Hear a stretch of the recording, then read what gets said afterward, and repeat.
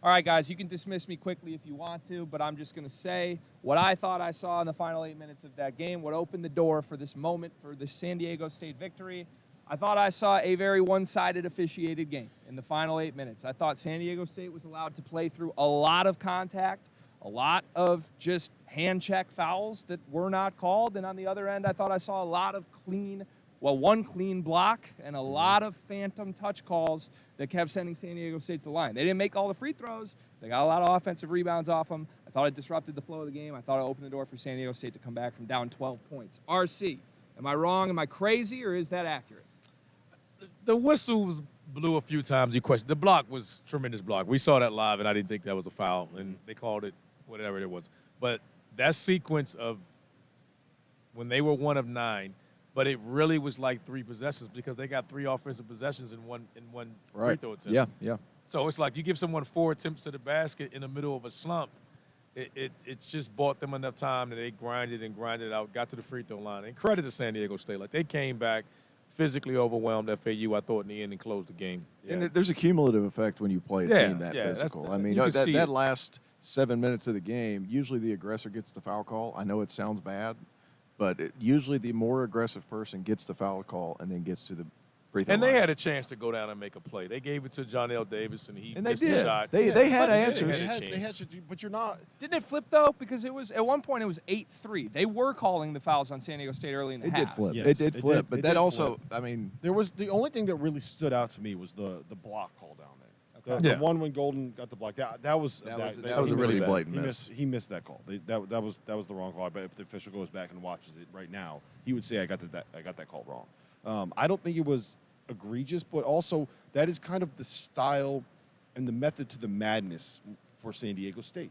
They're going to play that tough, physical, don't let you penetrate, not let you beat you're not getting dribble penetration, you're not beating us off the dribble, we're going to hand check, we're going to body you, and you're not going to call a foul every possession. That's just what they do and how they play. And towards the end of a game, when the whistles are naturally going to get a little bit tighter, that's what happens. I want to make one point real quick. Do you know the last time before today that there was basketball played in this building? Yes. Do you know when it was? Yes. When was it? Bang. Bang. It was when Chris Jenkins hit the 3, same side of the floor, same end of the court as Lamont Butler when he hit his jumper. Do you know what happened tonight after he hit that jumper? If you go back, I took a video of it, and you watch the San Diego State section, all you see are beers flying in the air. Yep. Flying everywhere in the air. What a moment. We said it before the game, Greg, that this tournament, these games, you never remember a great game. You remember a great moment.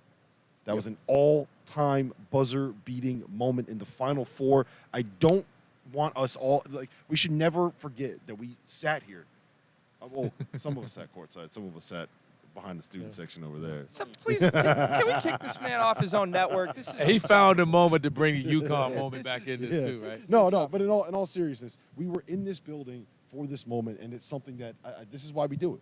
Moments like that. Yeah, that is why we love the sport, and we were here in this building for that moment, doing a show courtside. It's just sometimes I just got to sit here and be like, holy shit, we're doing this. I'm happy you're having a great birthday. I'm happy your team is in the national championship. I'm happy you predicted a buzzer beater tonight. All things are coming up. Rob Dauster, we're going to go to break, and we'll see if after the break this man's still as giddy as he is right now on the field of 68 from the Final Four. Today's episode is presented by Underdog Fantasy, the easiest place to play college basketball's pick'em, where you get real cash prizes simply by picking player stats in this weekend's games. In pick'em, all you do is pick whether a player will go higher or lower in Underdog's projected totals. That's points, rebounds, whatever.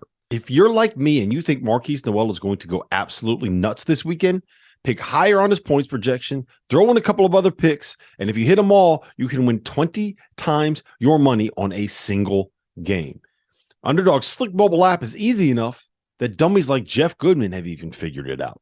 So go to UnderdogFantasy.com or download the app and use the code FIELD, FIELD, to get a 100% deposit match up to $100. Get in on the madness now.